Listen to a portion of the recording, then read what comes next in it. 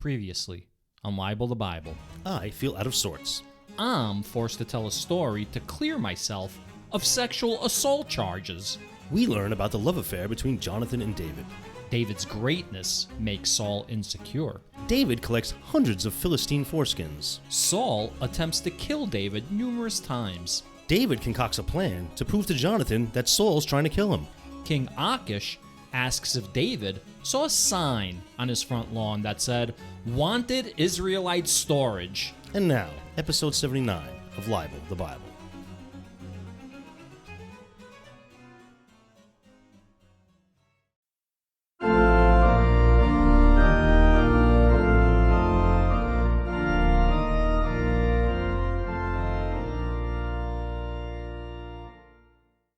It's a lot of pressure, Scott. It's a lot of pressure. I carry the weight of your expectations. I have none. The audience's expectations. They shouldn't have much. And most tragically, my expectations. Yeah, no mortal can carry your expectations, man. I'm Rusty. I'm Scott. And this is Libel the Bible, and this is our take 2 tonight. We're starting over? Good, yeah. Yeah, we're starting over. We recorded about 13 minutes of an episode, and it was absolute shit. I would say shit. Yeah, I would say shit too, man. Yeah, I was really not feeling it. You were cranky pants. I mean, cranky isn't the way I would describe it, honestly. I would say I was frustrated because, as I had said, my brain tonight feels like it's kind of like in low power standby mode. Like I'm not really feeling like whatever. And so you were bringing up topics and I was just getting frustrated because I wasn't able to sort of like volley with you, like in tennis when you're just like volleying back and forth. You were doing your business of getting the ball back over. I was not doing my business of getting the ball back over. I was just standing there kind of expecting you to hit the ball right into my sweet spot. I didn't want to move for the ball. That's an interesting way of putting it, man. Yeah. Oh, I might have been just spiking it on your ass, man. I mean, listen, also, it's not like you brought up like the most fascinating topics. I never do, man, which you point out all the time. So we were talking about... It doesn't matter. Why would you bring up what we were talking about? Bring up different fucking things. We were talking about these boring topics that Scott brought up. Well, no. The reason I was going to bring it up was because it would have led us into a broader discussion about your news-consuming habits, right? So Scott's news consumption apparently isn't so much about, like, importance to, I don't know, society or anything. Scott's news consumption is about, like, headlines. And about Florida. Like clickbaity headlines, Yes. like clicking on them. Dude, man, when a headline says blah, blah, blah, will shock you. Yeah. You gotta click on it. I hear you, man. Just what if you don't, man? I don't blame you. It's called FOMO, man. I don't blame you, Scott. Not for 1 second. Everybody be talking about something, you're like, duh, what happened? It's Should true. have clicked on it. It's true. You have to keep your finger on the pulse of like popular knowledge. Yeah.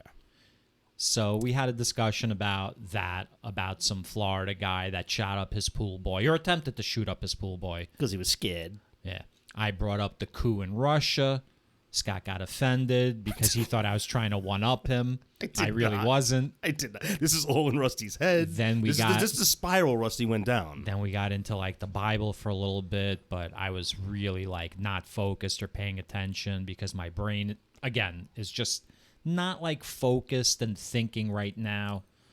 Were you feeling that way as soon as you left to come here all day? It happened on the way here? I felt like that most of the day. I didn't want to cancel on you, and I'm going to be going away next week, and we have to put out an episode. I was just, you know what it is also? It can't help that I feel like it's just rained for a week and a half straight, or like we haven't really had like great sunny summer weather yet. I got to tell you, because of my unique position, I think sometimes the weather patterns are different than like the mainland Long Island. Sure. And I think I'm protected by like they threaten rain every day. Yeah. I had sunny skies for 4 hours today. Right. And yesterday as well, I had sunny skies. But I saw it was like there was hail in Manhattan. So it was just very, very different. It's been weird weather, yeah. So like that might be something, my brain is like producing some kind of whatever the agent is. What is it? What is serotonin? Dopamine, serotonin. Well, dopamine gets you like all hyped up, right? So it's anti-dopamine. I don't know. So it's one of those. Whatever chemical gets released when it's dark outside that makes people kill themselves in Seattle constantly. Is that a chemical that gets released, or a chemical doesn't get released because it's dark? I think a chemical gets released when why it's dark. Why would we have that? Oh, To right. put you to okay, sleep. Right. Sure. Yeah. Because you need to go to sleep. Yeah, melatonin. Is it? Probably Is that what fucks it with is? your Melatonin? melatonin, That's not the pigments in your skin. Close. That's melanin. Melanin. Okay. All right. Fair enough. So we're restarting the show, and how do you think it's going so far, Scott? Better than the first take. Is it better than the first Better one? than the first take. But you know what? Listen, I'm not going to bring up news. I'm going to bring something I witnessed myself. So I was on the boardwalk of the beach last week, and we had like a membership drive during a like concert that was being held on the beach, and membership drive for an organization I'm a part of. And some guy walked by with his girlfriend. I assume was his girlfriend. He was a big white dude and in dope shape. Like he was big, muscular, right? And then I noticed they were both wearing like green camouflage hats with like the green camouflage American flag on the front of it. And he was wearing a shirt that said, at first I thought it was a penis on the front of it, but it was a big bullet, like a rifle bullet. It was a cartoon rifle bullet. And the caption was like, what the bullet was saying was, "I want to be inside you." Yeah. And then on his one arm it said "defend," and the other arm "till death." Then he had tattoos that were like "take all, give none," and like it was like he was like this crazed fucking like guy looking for a fight. Yeah. Like he was like, and his eyes were wide open, like he was coked up. Yeah. But I don't think he was coked up. It was just a natural thing. Yeah. And his girlfriend kind of looked the same, and like they were kind of scary. There's a lot of people out there walking around like that, especially in New York. I wanted to ask them like, what are you defending? Like, Don't do that. Yeah, no, I wouldn't. But one of the people You know what they're defending. one of the people I was with went up to them and asked if they'd like to be a part of, helping children, helping the community, blah, blah, blah. He threw his arms up. I was like, "Nah, man, nah, that ain't me." And kept walking, like overly aggressive for no reason. So it just seems like he wants to control the population rather than help the population. Yeah, I guess he wants so. to cull the Yeah, population. it's a little scary, a little scary. I actually do want to bring something up, Scott. I want to bring up our YouTube page.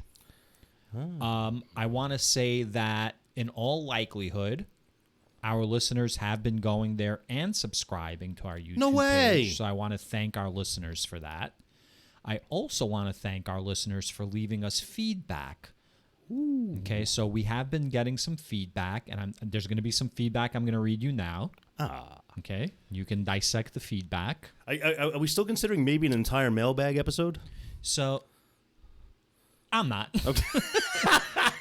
Wait. Is it because you're not interested in the concept, or we just don't get enough feedback to like warrant an entire episode on it?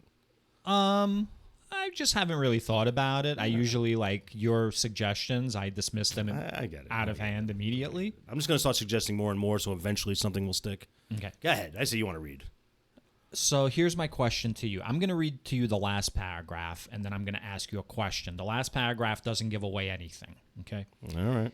You will also notice that I say y'all, and I am part of the Southern Yokels, and I do get a little defensive about the stereotypes about us, but you haven't pushed it too far into being a turnoff. Okay. So my question is this, Scott.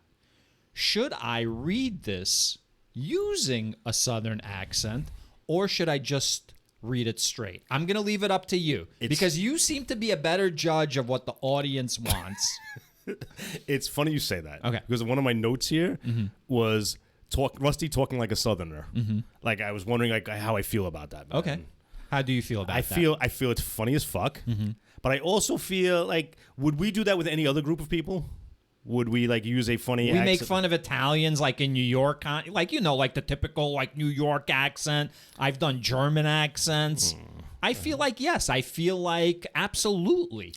So all right, if you spread around, we disproportionately make I'm sorry. I'm letting you say we. I'm here. Listen, because if nothing else, I haven't stopped you, so I'm like an accessory to whatever it is you're doing. All right. So you do tell me. You do say. See, it's hard for me to know though sometimes because by default you take an oppositional stance to me, like that's your shtick.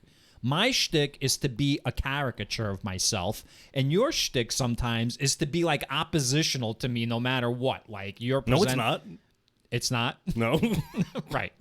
So sometimes So sometimes you do give me good advice, but I don't know if you're being genuine in your good advice or if you're just being oppositional for the fuck of it. Okay, well, I'll say this as far as the Southern. Well, it was enough for me to write it down because you kind of went in on the Southerners last time. All right. But it was at a Patreon request to do that. Why do I do that, Scott? Do you know why I do that? Because it's hyperbolically over the top, funny. It's not really indicative of how people really. Well, actually, you know what? I don't know why you do it. I mean, obviously, number one, I'm obviously not making fun of quote unquote Southerners. I'm making fun of a particular Southern stereotype of the backwards thinking folk. And let's not pretend that there are not a lot of backwards thinking folk in this country.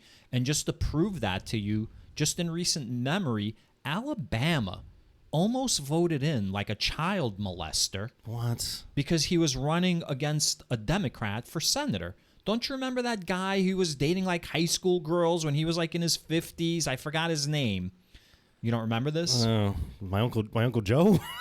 That guy. So we don't need to get into names, but Alabama like 5 or 6 years ago had a senatorial election because Donald Trump took what's his name, the guy with the big ears. He was the senator from Alabama. He made him like the head of the Justice Department, and he was a senator for like a long time from Alabama. So Alabama had to have a special election, and fucking one of the guys that was running was like a state attorney general or some shit like that, a state DA, some bigwig.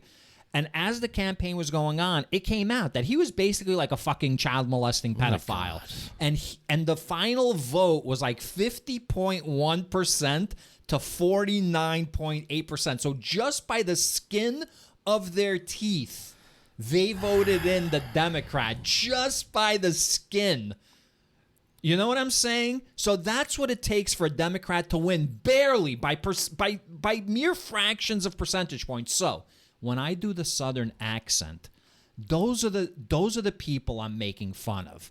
Now, unfortunately, there are Southerners who get caught up as collateral damage. Shrapnel everywhere. You know, man. right? Yeah. And I feel for those Southerners because in many ways, those are like the hardcore liberals. Because if you're living in a place where you're surrounded by a certain mentality and you go against the grain, you have to be almost militant in your beliefs. You know what I mean? I give a lot of props to those people, right? Absolutely. So when I do the Southern accent, obviously my intention isn't to offend them. My intention is to offend the fucking, what do you call it? The Confederate flag, the Dixie fucking Southerners. And fuck them anyway. You know, the right? ones who talk about, well, the Civil War wasn't about slavery. It was about states' rights. Yeah, my state's right to have slaves. So those are the ones who I'm making fun of, you know? Yeah. Now, I understand if people have every right to be offended by that, you know? People have every right to be offended by that. Even now that I've explained it, they have every right to be offended by that. I don't know if I'm going to stop doing the Southern accent, you know what I mean? Because it's fucking funny. It definitely targets the group that we're discussing. And because we are doing the Bible and because we do live in the United States of America, this is like the stereotypical, like this is the thing. Like these are the people that we're in opposition to, unfortunately. You know what I mean? All right, I just urge you to be careful because I'd hate for one day to be running for president and they bring these tapes out. I can't run for president. I wasn't born in this country. So it's not something I have to worry about. All right. Well, any high position in the land. You could be next to Schwarzenegger running for governor. And I don't want these to come out and hurt you. I'm in a high position. Yeah. And maybe that's why you keep doing these stereotypical insulting bits. All right. So, do you think I should read this in a Southern accent? I could do it without doing an excessive Southern accent where it's like, I'm a sister fucking Southerner. Eehaw! Here's my feedback. Based on what the paragraph you read me, I would say yes. You can do it with a southern accent, but not that southern accent. Okay. Yes. You can have a drawl. All right. You ready? Sure. Am I ready? I don't need to be ready. We're going to get right back to the show. But before we do, we'd like to invite you to come visit our Patreon. Each week, we discuss a new topic at the intersection of society and religion. We explore the encroachment of religion onto secular institutions, such as schools, workplaces, and government. In addition, we'll investigate whether religion practices what it preaches. So, after this episode, head on over to patreon.com/Libel to Bible and join in the conversation. And now, back to the show.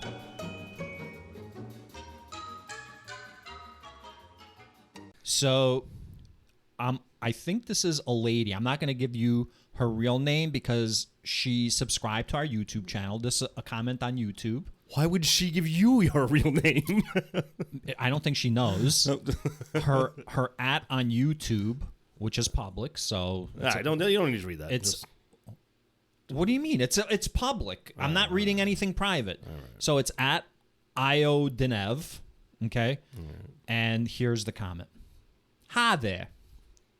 My feedback is that I really like the banter, and it should stay at the beginning of the show. I would even like it to be longer. That's what she said. I bet you heard that a lot, right, Scott? However, you ready for this one, Scott? I've been ready. However, Rusty's feedback rants and controversy baiting are increasingly annoying. And I didn't listen to the last episode after the first 15 minutes because my brother came over and I went to give him a hand job. See, stop. No, all right, stop. I'm sorry. I couldn't help. Come on. Come Come on. I couldn't help it. I'm sorry.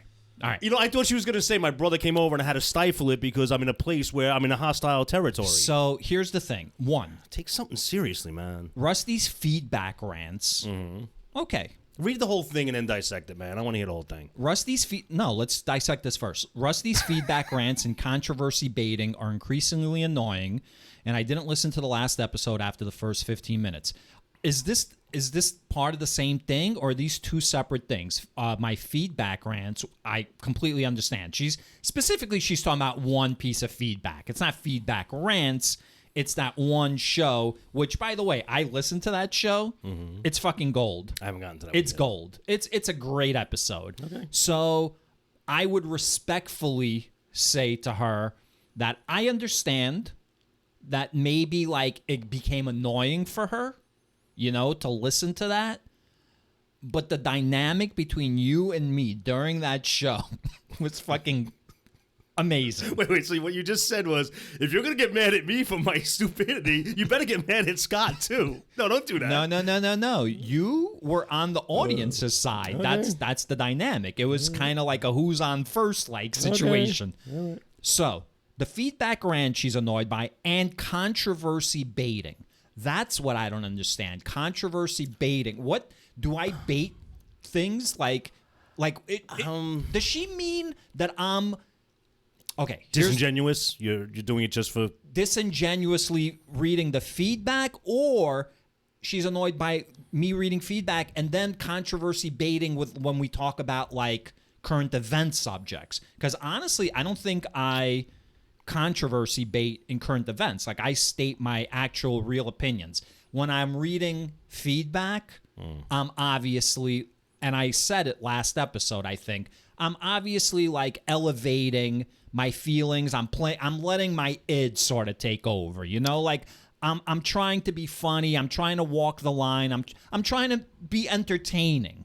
So I can understand if someone's annoyed by that. That's feedback that I would take. I just don't understand what controversy baiting might mean. We might need a little more clarification on that before we dive into that. Rip you apart over it. So, but you do agree though about her point about feedback rants? Like, were you displeased with that episode where we did that? You're talking about when you got feedback from somebody, then tore them to shreds? Yeah, well, that was the only feedback rant, unless she means my feedback rants when I'm like pleading for people to leave feedback and I'm calling them pieces of shit and whatnot. Oh, you know what? That's very possible. Yeah, that's kind of annoying, man. Yeah, I told you all the time. Stop beating up the people. You don't want me to do that anymore. Not to the extreme, maybe. Okay. No, you got to listen. I'm not saying coddle them and hug them. I feel like honestly though, you need to prod them. And if I don't mind a harsh word here and there, man. I feel like I had like a rant a while ago, and I really haven't ranted about it since. Like, I feel like I got it out of my system. I said what I needed to say. And after that, like, I'm not going to continue, like, ranting about it. You're right. You don't rant anymore. What you'll basically do is, like, sign up for our Patreon, you pieces of shit.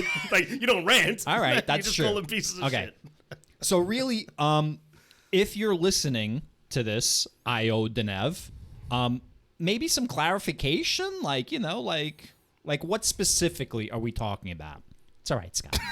You saw me change the timeout last time. It didn't work. Next paragraph. Yeah. The reading of the Bible is fun to listen to.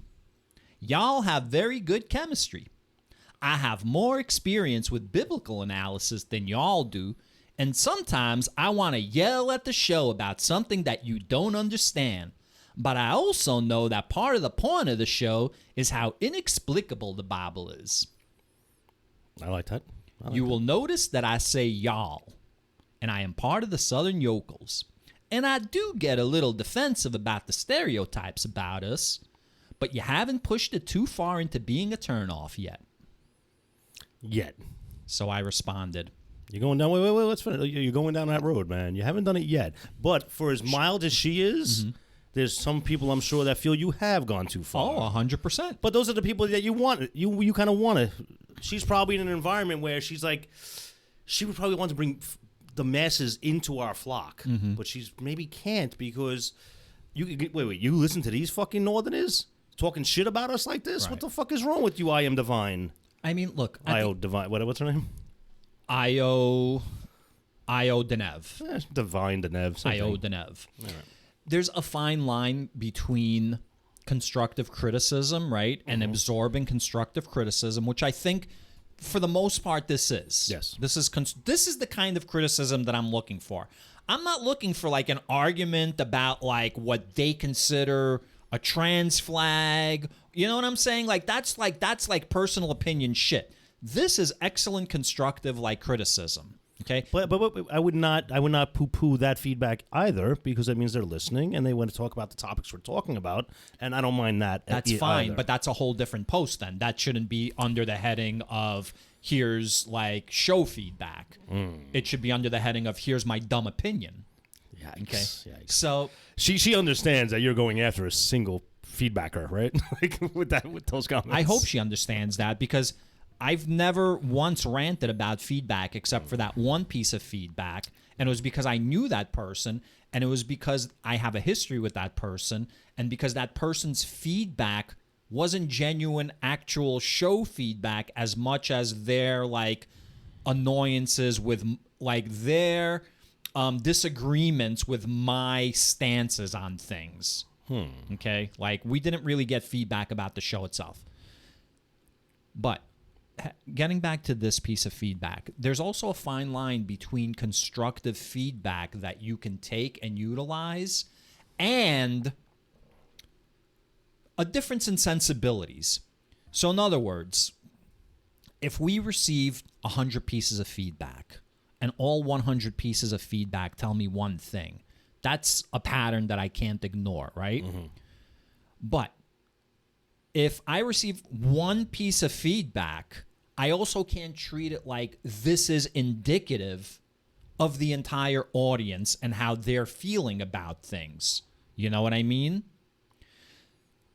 My response was, this is great. Thank you so much for taking the time to leave such constructive feedback. It's truly appreciated. Okay?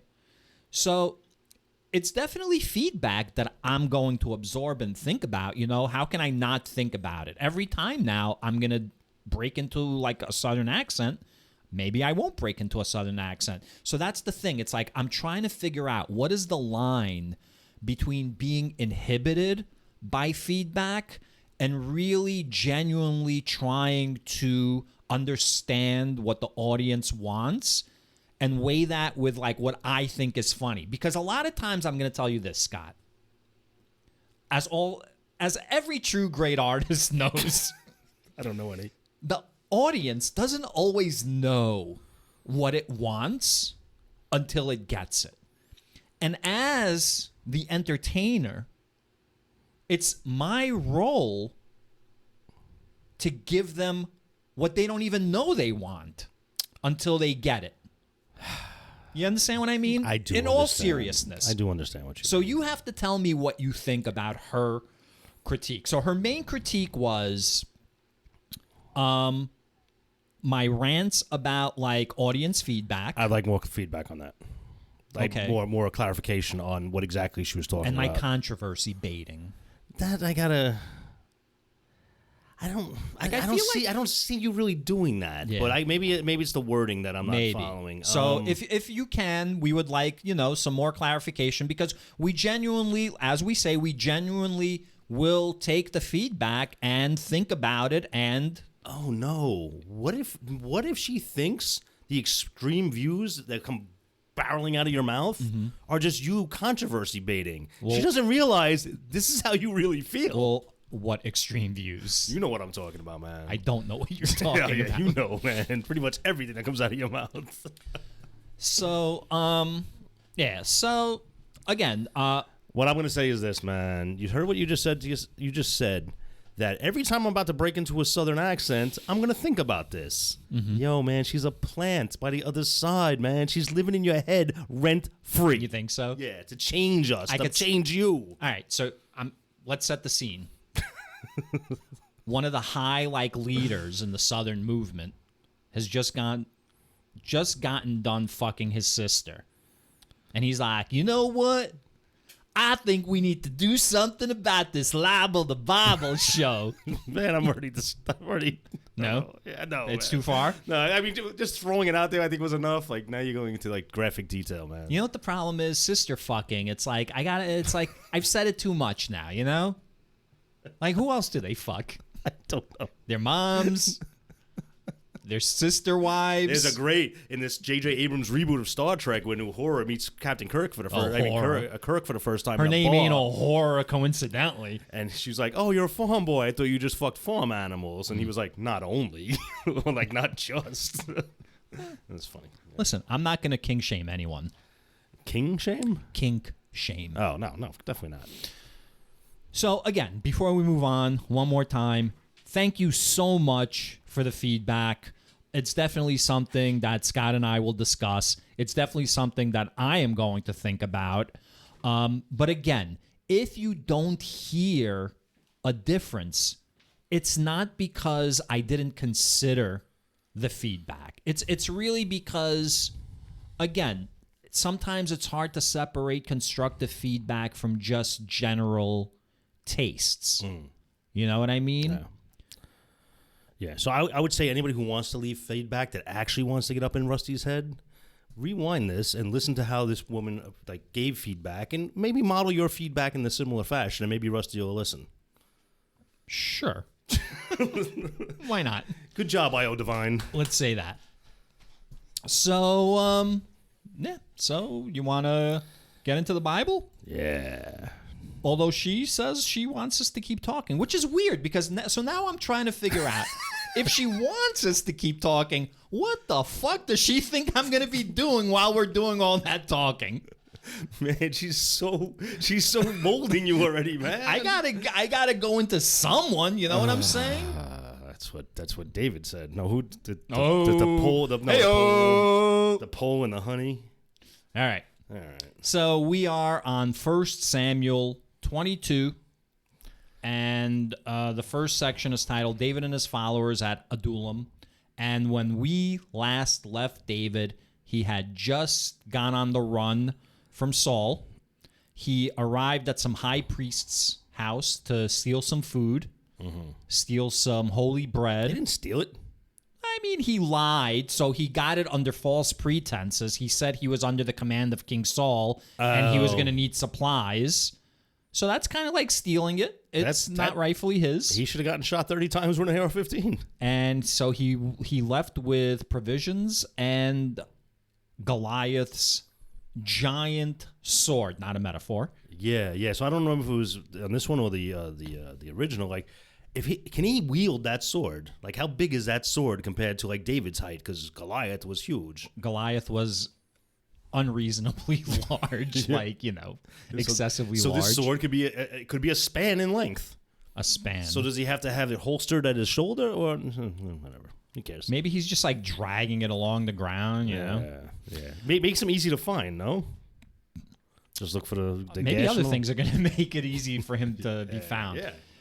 So he's on the run. He's got his provisions now. He's got his sword. He shows up to some king's house, and the king is like, nah, we're all filled up on, like, you know, crazy shit around here, and you can't stay here. Yeah.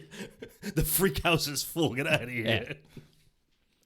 All right, Scott, you want to start us off? Actually, I was thinking about, how we do the previously on, and it's all encompassing about, the entire previous episode. Our banter, a little bit of our Patreon, a little bit of the goofiness, and some of the Bible. I kind of like what you did now. When last we left our stars, they were...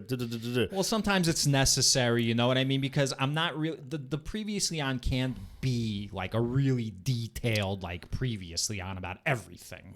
Yeah, so especially when we cover so much. Maybe we have... Meanwhile, at Adullam, I don't know, something to bring me back, because I got to tell you, I seriously, I'm not even kidding anymore. Scott, I don't remember episode to episode. Why don't you go on our YouTube page and leave me some fucking feedback? Because that is really the only way that I will listen to anything that you have to say to me. Okay? I only hear you when I'm playing back the show and when I see something in writing. All right, it's true. I'm not mad at you. 1 Samuel 22. David and his followers at Adullam. Not Adullam? Adullam. Fine, it's Adullam. I would say Adullam. Yeah, you're probably right. Because I read like a dick. At least you read, Scott. Yeah. The words. A lot of people you're around don't really read. Yeah, that's true. Where'd you get all those words from? I don't know, books. David left there and escaped to the cave of Adullam. When his brothers and his father's house heard of it, they went down there to him. Who would they hear that from? He's on the run. Who are they hearing where he's? Everybody knows who the fuck he is. And where he is. Like, he walks around like, hey, I'm on the run, like, I'm going to hide, but like, everybody knows who he is. He's David. He killed Goliath. But how does the image of David spread in those days? There's no social media. There's no printing presses. There's no news, right? There's no newspapers with pictures. That's a good question, Scott. Yeah, sounds like maybe this story's not entirely true. Wait a second. Are you saying that we can doubt what's happening? No. I don't want to doubt it, because Samuel. One of the worst trades in Mets history, by the way. Lenny Dykstra for Juan Samuel. One of the worst trades. Go ahead. I challenge anyone to go into Baseball Encyclopedia and look it up. I challenge anyone to find. I just found out this tonight that the New York Mets right now have the highest salary in baseball history. Yeah. And they have like a shit record. They're awful. That's great. Fuck the rich.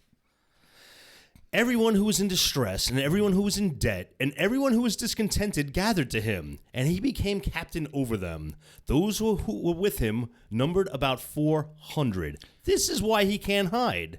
It sounds like the Branch Davidian. Like, remember David Koresh in Waco? Yeah. He's got like a nice little cult happening. Well, had a nice little cult happening. Well, David Koresh, but I'm talking about David. Oh, David and David Koresh. David. Oh, shit. Coincidence? Coincidence? Everybody listening right now, look around and see if in your house there's some Davids. And just look at them a little more suspiciously next this based time. On the feedback that we're receiving, it's not so many Davids as fucking there's a lot of Billy Bobs out there listening. David went from there to Mizpeh of Moab. He said to the king of Moab, "Please let my father and mother come to you until I know what God will do for me." He left them with the king of Moab, and they stayed with him all the time that David was in the stronghold. Then the prophet Gad said to David, Do not remain in the stronghold. Leave and go into the land of Judah. So David left and went into the forest of Hereth. You don't understand what's happening here? His mom and dad showed up, and David's like, yeah, I moved out of your house for a reason. Yeah. You are not staying with me. So he goes to the king. He's like, yo, can you put up my parents for like a night? King's like, sure. He puts them up, and what's he do? The second he can, bounces. He hightails it right the fuck out of there. Gad said to David, "Do not remain in the stronghold." David didn't even listen to the rest of it, and ping, gone. No need to tell me twice. Because he told him to go to the land of Judah. David didn't hear that, so he went into the forest of Hereth. feats don't fail me now. Saul slaughters the priests at Nob. 1 Samuel 6. Saul heard that David and those who were with him had been located. Saul was sitting at Gibeah under the tamarisk tree on the height, with his spear in his hand, and all his servants were standing around him. Saul said to his servants who stood around him, "Hear now, you Benjaminites. Will the son of Jesse give every one of you fields and vineyards? Will he make you all commanders of thousands and commanders of hundreds? Is that why all of you have conspired against me? No one discloses to me when my son makes a league with the son of Jesse. None of you is sorry for me or discloses to me that my son has stirred up my servant against me to lie in wait, as he is doing today." He's very paranoid. He's like super paranoid, man. He's blaming these people for something they probably had nothing to do with. The people that are with him, like they haven't left to go with David, they're still with him. Yeah. Doeg, the Edomite, who was in charge of Saul's servants, answered, "I saw the son of Jesse coming to Nob, to Amalek, son of Ahitub. He inquired of the Lord for him, gave him provisions, and gave him the sword of Goliath the Philistine." I like how they're not even calling him David at this point. They're just calling him the son of Jesse. Yeah. And I like when he's like, Saul's like, "Oh, is this son of Jesse going to give you vineyards and land?" He's talking to the servants. You think any of these servants have the vineyards and the lands and shit he's talking about? Right. He's like, hey, He's like, "Will 100 men be under your command?" And they're like, "Motherfucker, 100 men ain't under my command now." I hot bunk with like 4 other dudes. Yeah. 1 Samuel 11. The king sent for the priest Amalek, son of Ahitub, and for all his father's house, the priests who were at Nob, and all of them came to the king. Saul said, "Listen now, son of Ahitub." He answered, "Here I am, my lord." Saul said to him, "Why have you conspired against me, you and the son of Jesse, by giving him bread and a sword, and by inquiring of God for him, so that he has risen against me to lie in wait, as he is doing today?" So now, dude, man, this guy Doeg completely rats out, but he had to, because he was kind of threatening his servants. Like he was ranting against his servants. Doeg was like the king, the leader of the servants, and you had to squash that shit. So I understand he's got to look out for his people. So he rats out this fucking priest. Well, he's not really ratting anyone out. He ratted him out. His loyalty isn't to the priest. His loyalty is to You're right. That doesn't Saul. really make you a rat. He's You're not a right. rat. He's Right. just providing him with information. Wouldn't be doing my job. Yeah. The real question is, why didn't he tell Saul this immediately? It's like he was sitting on the information, so maybe Saul was right to fucking chastise his servants. Or maybe none of this is a big deal to like normal people, and then when they realized Saul was getting all crazy about it, whoa, dude, man, I just saw him, man. No, this other dude over here did this. Or maybe this is a perfect case in which Iodine, the lady that left us the feedback on YouTube, she knows a lot about the Bible. Maybe she can leave a comment telling us. I did like what she said. She mentioned the whole point when she was Like she actually gets talking about the Bible. frustrated with us for being idiots. Yeah. Yes. Right. I found it nice that she said it without calling us idiots. Well, but, see, so here's the thing. It's also a cultural difference, right? Like, she has this Southern charm, and she says it like in this lovely like way, right? Right. But underneath, you know what she's really saying, and I don't mind it. Yeah, I don't mind it. We're idiots. That's all right. Yeah. So maybe that first feedback guy was right. We should have like a scholar. Maybe I Am Divine could be like here one day. Yeah. And like we'll create Hal from 2001. What are you doing, Rusty? We just need that artificial intelligence.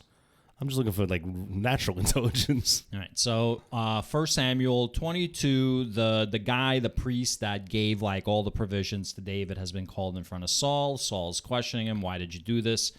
Then Ahimelech answered the king, "Who among all your servants is so faithful as David? He is the king's son-in-law and is quick to do your bidding and is honored in your house. Is today the first time that I have inquired of God for him? By no means. Do not let the king impute anything to his servant or to any member of my father's house, for your servant has known nothing of all this, much or little." The king said, "You shall surely die, Ahimelech, you and all your father's house." The king said to the guard who stood around him, "Turn and kill the priests of the Lord, because their hand also is with David." Gasp. They knew that he fled and did not disclose it to me. But the servants of the king would not raise a hand to attack the priests of the Lord. Ooh, shit. Then the king said to Doeg, "You, Doeg, turn and attack the priests." Doeg, the Edomite, turned and attacked the priests.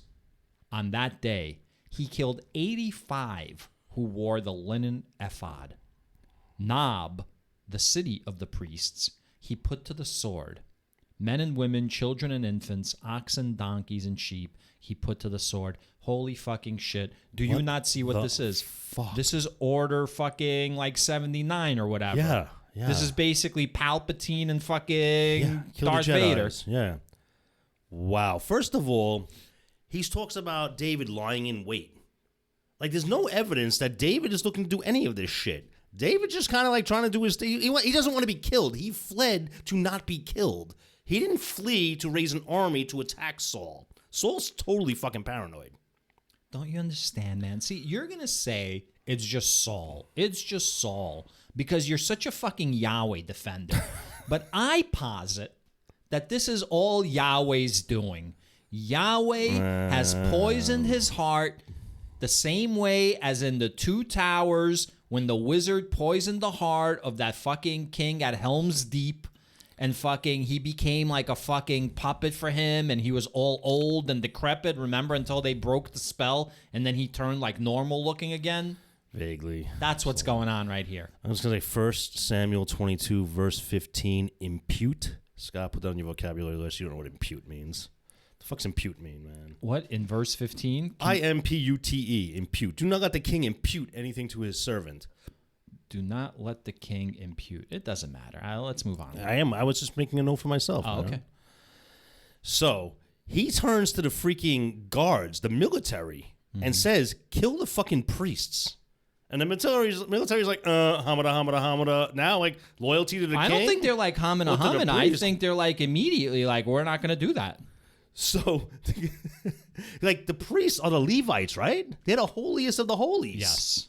So they're like, fuck that. Then he turns to Doeg and he's like, kill the priests. And his dude goes on a kill crazy rampage. Over 80 people, man. That's pretty good. And women and children. And I'm just saying, like, okay, you had to know, like, if you were the priest, like, in the court with the king, you had to know Doeg was a little suspect. He was just itching to, like, he's the dude walking around with the "I want my bullets inside you" shirt. Right. You know who he is? He's that tough, like, broad in Aliens. Remember the Marine that used to just do, like, pull-ups all the time? She's not the Bill Paxton character. Game over, man. I don't know if you've heard, man. But we're getting our asses kicked. I like when the one dude goes, "Yo, Rodriguez, you ever been mistaken for a man?" And she was like, "No, have you?" Yeah. That was a good one. So this guy's like Rodriguez, not the Bill Paxton character. Yeah. Yeah. So, yeah, Doeg's crazy. Finish it out, man. 1 Samuel 22, verse 20. But one of the sons of Ahimelech, son of Ahitub, named Abiathar, escaped and fled after David. Abiathar told David that Saul had killed the priests of the Lord. David said to Abiathar, "I knew on that day when Doeg the Edomite was there that he would surely tell Saul, 'I am responsible for the lives of all your father's house. Stay with me and do not be afraid, for the one who seeks my life seeks your life. You will be safe with me.'" Interesting. So David's actually, like, feeling guilty over the fact that Doeg was going to do this because he knew Doeg was unstable and he knew he was going to give him up. David, I'm sorry. That's not on you, man. This is like in those movies when, like, the person gets down on themselves, like, "Yo, man, a man's going to do what a man's going to do. You had nothing to do with that shit." So, David, man, put your chin up, man. It's like in sports when the quarterback takes the blame for the loss, even though it wasn't necessarily like his fault, you know? Yeah. You gotta, The wide receiver dropped like 3 passes. Right. Yeah. You gotta be a leader. Yeah. He's a leader. He is a leader, man. 1 Samuel 23. David saves the city of Keilah. You want to get us going? Now they told David, the Philistines are fighting against Keilah and are robbing the threshing floors. Again with the Philistines. They're surrounded by Philistines. David inquired of the Lord, shall I go and attack these Philistines? The Lord said to David, go and attack the Philistines and save Keilah. But then David said, what about the foreskins? Do you want me to get some foreskins? Because I could really get the foreskins if you want me to. And the Lord was like, yeah, whatever, get the foreskins. It's like, I don't even know why that was 2,000 years ago. Because David seems really obsessed with foreskins. But David's men said to him, look, we are afraid here in Judah. How much more than if we go to Keilah against the armies of the Philistines? Then David inquired of the Lord again. The Lord answered him, yes, go down to Keilah, for I will give the Philistines into your hand. So David and his men went to Keilah, fought with the Philistines, brought away their livestock, and dealt them a heavy defeat. Thus David rescued the inhabitants of Keilah. So Keilah was full of Israelites? Sure. Yeah, I guess why would they get involved? Yeah, I'm assuming he wouldn't protect Philistines. Yeah. 1 Samuel 23, verse 6. When Abiathar, son of Ahimelech, fled to David at Keilah, he came down with an ephod in his hand. You know what an ephod is, yes? Isn't that the clothing? Yeah, those are the robes the to priestly denote robes, like yeah. priests, right? Now it was told Saul that David had come to Keilah. And Saul said, God has given him into my hand, for he has shut himself in by entering a town that has gates and bars. Saul summoned all the people to go to war, to go down to Keilah, to besiege David and his men. When David learned that Saul was plotting evil against him, he said to the priest Abiathar, bring the ephod here. David said, O Lord, the God of Israel, your servant has heard that Saul seeks to come to Keilah to destroy the city on my account. And now will Saul come down as your servant has heard? O Lord, the God of Israel, I beseech you, tell your servant. The Lord said, he will come down. Then David said, all right, thanks a lot. I'll see you later. No. Then David said, will the men of Keilah surrender me and my men into the hand of Saul? The Lord said, they will surrender you. Fuck. Then David and his men, who were about 600, set out and left Keilah. They wandered wherever they could go. When Saul was told that David had escaped from Keilah, he gave up the expedition. David remained in the strongholds in the wilderness, in the hill country of the wilderness of Ziph. Saul sought him every day, but the Lord did not give him into his hand. So, let me get this straight. David goes down to Keilah and stops the Philistines from, taking over. He defends Keilah. Rescues people. Yeah. And then when Saul shows up with his army, the Keilans aren't about to defend David. And they'll turn him over to Saul. Ungrateful fucks. I mean, yeah. Yeah. I mean, I guess technically Saul is still their king, right? So they would, his authority usurps whatever gratitude they might have towards David. All right, thanks, but, my loyalty is here. Yeah, I guess. Well, it probably didn't happen. Beginning. This is just the beginning, right? He's just slowly going to win. You know what I like, Scott? I like that you're constantly forcing me to defend the Israelites because of your harsh standards for them. David eludes Saul in the wilderness. 1 Samuel 22, verse 15. David was in the wilderness of Ziph at Haresh when he learned that Saul had come out to seek his life. I'm sorry. Wait. He's just now learning this? So David spoke to God. Was that the first time that God has directly spoken to David? I can't remember. Oh, shoot, I don't know. And he called on him. He fucking dialed his number. And God wasn't like, new phone, who this? He answered him. Yeah. Do you remember that story about the guy sleeping and the other guy was in the other room and the God of course, was like, yes. hey, Rusty, and you ran out. What's up, Scott? 100%. I didn't call you, man. love that story. Because he was sleeping on the job, bro. He couldn't sleep. He was all stressed out from guarding the fucking ark. I told you I listened to like the four of the late. You listened to back episodes that you hadn't been listening to. And that entire conversation we had about working U.S. open security and comparing it to him guarding the ark, it was pretty humorous, man. You liked it? I thought it was pretty fucking hilarious. So you like the show. You've been listening to the show and you think it's good. It's a show I would listen to. Right. That guy Scott has my same sense of humor. All right. Saul's son Jonathan set out and came to David at Horesh. There he strengthened his hand through the Lord. He said to him, "Do not be afraid, for the hand of my father Saul shall not find you. You shall be king over Israel, and I shall be second to you. My father Saul also knows that this is so." Then the two of them made a covenant before the Lord. David remained at Horesh, and Jonathan went home. All right. Do you think he said, "Do not be afraid, for the hand of my father Saul shall not find you. You shall be king over Israel, and I shall be second to you"? Or do you think he said, "You shall be king of Israel, and I will be your bottom"? Because I think that's what's most likely. I don't. Your bottom? Yeah, your bottom. What do you mean? I don't understand that term. In homosexual nomenclature, there's a top and a bottom. Oh. Sometimes there's a power bottom, though. See, the power is generated from the bottom, so you have to have like a lot of like thrust from the bottom. That sounds like that you're could be doing like a lot of the work. That sounds like it could be heterosexual sex as well. Sure, Yeah. but usually there's a bottom in. All right. I think I could have responded better Scott, if I known you know what the what? term Your was. problem is you're not as ensconced in alternative cultures the way I am. No, you are definitely opening my eyes, man. Definitely opening parts of me that I hadn't opened I'll before. open parts of you, all right? I like the arrogance of this guy.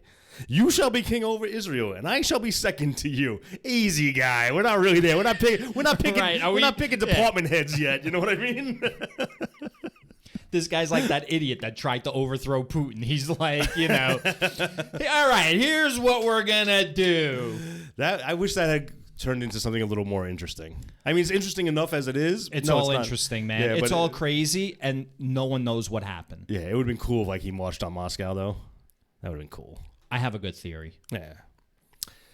1 Samuel 22, verse 19. Then some Ziphites went up to Saul at Gibeah and said, "David is hiding among us in the strongholds of Horesh, on the hill of Hakilah, which is south of Jeshimon. Now, O king, whenever you wish to come down, do so, and our part will be to surrender him to the king's hand." Saul said, "May you be blessed by the Lord for showing me compassion. Go and make sure once more. Find out exactly where he is and who has seen him there, for I am told that he is very cunning. Look around and learn all the hiding places where he lurks, and come back to me with sure information. Then I will go with you, and if he is in the land, I will search him out among all the thousands of Judah." So they set out and went to Ziph ahead of Saul. I guess he hasn't learned the saying that you catch more bees with honey or more flies with honey, whatever the fuck the saying is. Something. Right? So why is he being so aggressive? He should have just like chilled out and like poisoned David. Like why was he throwing spears at him? He was like trying to kill him in like a stupid way. Yo. And for him to say David is so cunning, dude, you telegraph all your fucking moves. Like when you reach back with your spear and go, "Arr!" Right. He turns and looks and he sees you're about to throw it. Yeah, he knows. Telegraph everything. Yeah. Maybe he should leave it to that other guy, the mass murderer. He should have had him fucking knock off David. Oh, Doeg should just send him out everywhere. Yes, man. it sounds like a situation where you just send out like a bounty hunter or something, you know? Doeg reminds me, like, I picture like one of them like zombies that like walks on two legs, but kind of also the arms that they straggle at you really fast and they tear at you, and like it's a berserker zombie kind Sounds of thing. like a ghoul. Yeah, like a ghoul. Yeah, all right, a ghoul works. All right. Yeah, Doeg's a fucking ghoul. Where are we? We are at 1 Samuel 22, verse 24 and a half. Verse 24 and a half. David and his men. Yeah, go ahead. David and his men were in the wilderness of Maon in the Arabah, to the south of Jeshimon. Jeshimon. Saul and his men went to search for him. When David was told, he went down to the rock and stayed in the wilderness of Maon. When Saul heard that, he pursued David into the wilderness of Maon. Saul went on one side of the mountain, and David and his men on the other side of the mountain. David was hurrying to get away from Saul, while Saul and his men were closing in on David and his men to capture them. Then a messenger came to Saul saying, "Hurry and come, for the Philistines have made a raid on the land." So Saul stopped pursuing David and went against the Philistines. Therefore, that place was called the Rock of Escape. David then went up from there and lived in the strongholds of En-Gedi. Okay, the Rock of Escape is pretty clever. That's pretty funny. So I want to ask you this, man. Has Saul pretty much destroyed the institutions on which Israel was built? Like, he's killed the priesthood, right? The Levites are gone, or at least a good portion of them. 80 of them. Right? So he dismantled government as we know it. So let's be very careful about the language we use. I would say the priests in this particular location are gone. Right. Okay, fair enough. So there's probably at this point there's probably thousands and thousands. Of course, there's many descendants different of villages. Levites. He's killing the ones who he feels were part of the temple that protected David. So wouldn't you say, like, if you stand and watch the priests over there get killed, and you look the other way, and then they killed the priests over there, eventually they're going to get to you. And he's going after David for no good reason. Like, David has not yet set his sights on the throne, even though he's secretly. Well, the king reason anyway. is his paranoia, right? So he's actually on a witch hunt, right? This is a witch hunt. It depends how you want to look at this book. Do you want to look at this book literally? Or do you want to look at this book from a rational point of view? If you're looking at it from a rational point of view, then Saul's behavior is completely fucking erratic and uncalled for. If you're looking at it just as words that you're reading from the book, then this is Yahweh's plan. He didn't even want Saul. He didn't want a king. He forced Saul on the people of Israel because he wanted to choose a shitty king. That's right. So he Yeah, chose you're right. Saul to be a shitty king, and now Saul is a shitty king. And then Yahweh, on top of that, chooses David to fucking take over to be a good king. And in the meantime, Yahweh is fucking like putting like his ghost into Saul to harden Saul's heart to want to kill. Saul is under the influence of Yahweh right now, is what I'm saying. Okay, I liked it all up until that point, man. No, Saul's his own man. So again, it depends on I how get it, I you're get looking it, I at it. get If it. you're reading the words in the Bible, then you can't blame Saul. This is Yahweh. Again, Y'all setting- my question to you is, Scott, why are you protecting Yahweh? What's in it for you? The afterlife, man. I heard only a certain portion of us is getting in, man. I mean, I'm tired of you defending Yahweh and fucking absolving him of all of this. Listen, it's all being done in his name. I just don't know if he's directly controlling it. Like, if a cult leader tells you... But it says it in the book. If a cult leader tells you to go, like, murder somebody and you do it, that's on you. You can say the cult leader told you all along to do it, but that's really on you, man. So you're saying Yahweh's a cult leader and not like God? Not No. the creator? Do we have cult leader as an alternative? I don't think we do. You don't think so? No, We should. There you go. 1 Samuel 24, David spares Saul's life. All right, stop. I hate when they do this shit. Now we know it's like Saul's going to be in a position like he's going to be under the foot of fucking David. Like, we know how this ends, man. I don't like that. I've thought about this. Spoilers. Yeah, it's a spoiler. Sooner or later, shit was going to get spoiled. Right?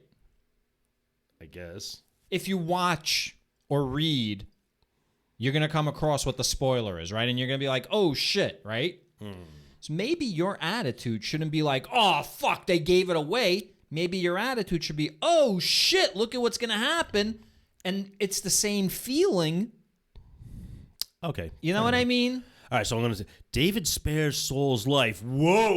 How the hell is this going to build up? How's this build up going to happen? There you go, Scott. The audience wants to see a cheery Scott. They don't want to see, like, they don't want to listen to. 1 Samuel 24, David spares Saul's life. When Saul returned from following the Philistines, he was told, David is in the wilderness of En-Gedi. Then Saul took 3,000 chosen men out of all Israel and went to look for David and his men in the direction of the rocks of the wild goats. Okay, that doesn't make any sense. He came to the sheepfolds beside the road, where there was a cave, and Saul went in to relieve himself. Is this the first time we've heard like a bathroom visit? There were definitely rules about when they were in camp. They had to like dig holes and trenches for nighttime missions. Yeah, but they never remember? actually mentioned the actual going, right? Oh, no, maybe the one guy did go out to the outhouse or the trench. I don't know. Now, David and his men were sitting Why is that like a necessary footnote? I didn't click on the footnote. Should you? No, I'm saying it's not an actual footnote. There I'm is just actually saying. a footnote there, though. Okay. Now I'm going to click on the footnote to see if it's like my footnote. To cover his feet. And Saul went in to relieve himself to cover his feet. Okay. Yeah, whatever. Now David and his men were sitting in the innermost parts of the cave. The men of David said to him, Here is a day of which the Lord said to you, I will give your enemy into your hand, and you shall do to him as it seems good to you. Then David went and stealthily cut off a corner of Saul's cloak. I almost read that wrong. Afterward, David was stricken to the heart because he had cut off a corner of Saul's cloak. He said to his men... He also gave him a hot foot. Hot foot, nice. He said to his men, The Lord forbid that I should do this thing to my Lord, the Lord's anointed, to raise my hand against him, for he is the Lord's anointed. So David rebuked his men severely and did not permit them to attack Saul. Then Saul got up and left the cave and went on his way. So Saul didn't go there to piss. Saul went in there to like take care of his feet, like either like get pebbles out of his sandals or like put a dressing on his feet or something. His feet were probably hurting from like... Oh, he's just relieving himself. He's giving himself relief, not Correct. necessarily. All right. Wait.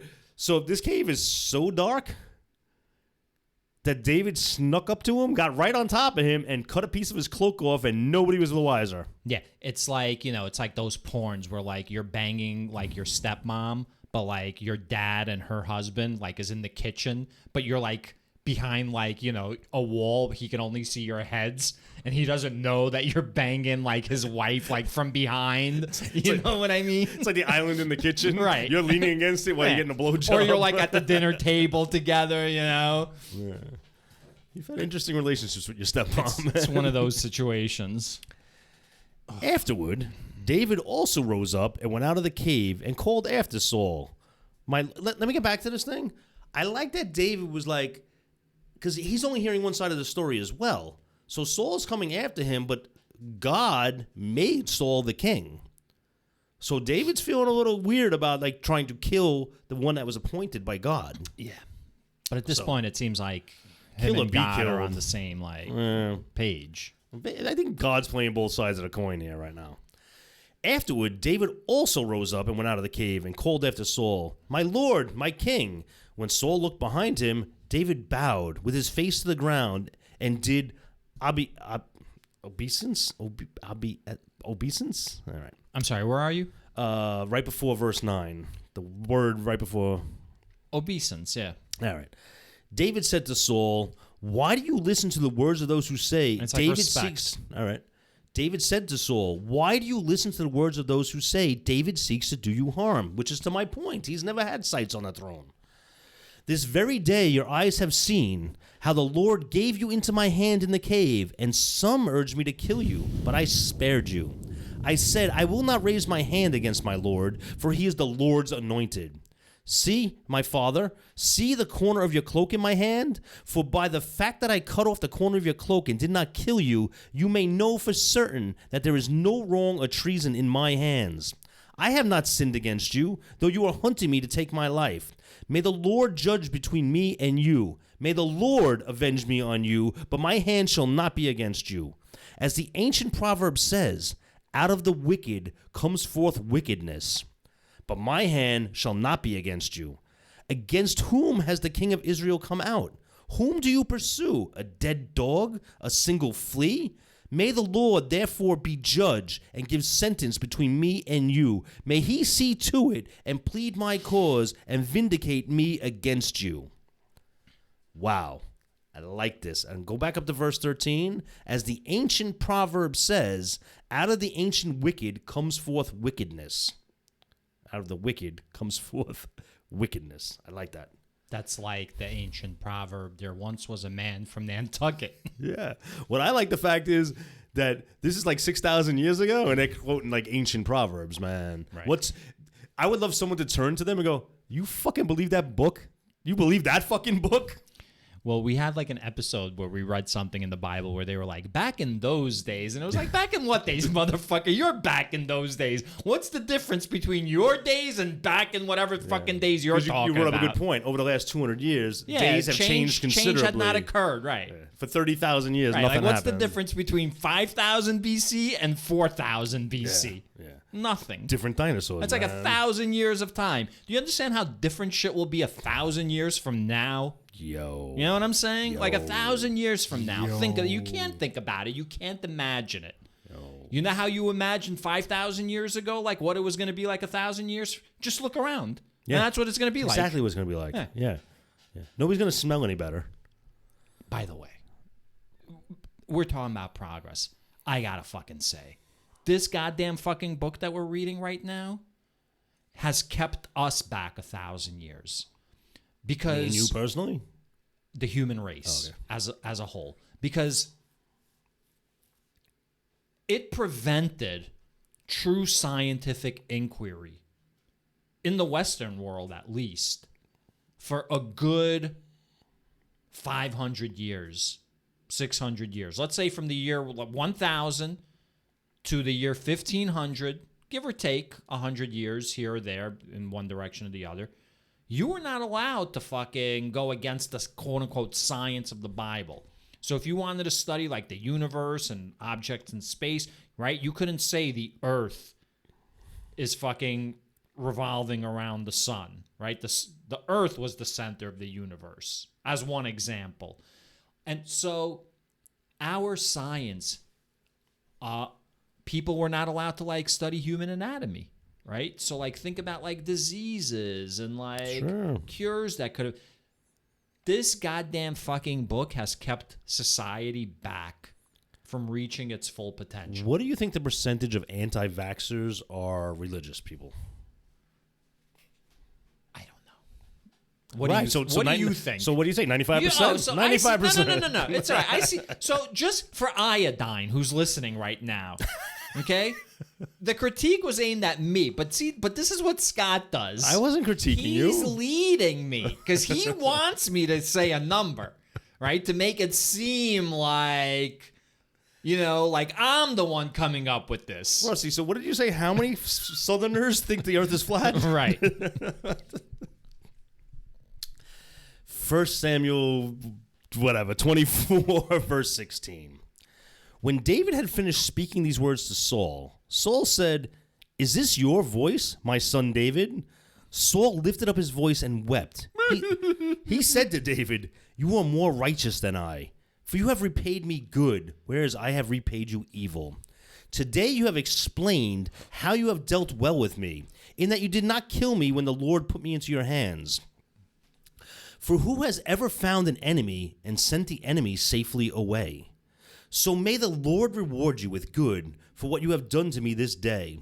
Now I know that you shall surely be king, and that the kingdom of Israel shall be established in your hand. Swear to me, therefore, by the Lord, that you will not cut off my descendants after me, and that you will not wipe out my name from my father's house." So David swore this to Saul. Then Saul went home, but David and his men went up to the stronghold. This reminds me of another very, very important story in history.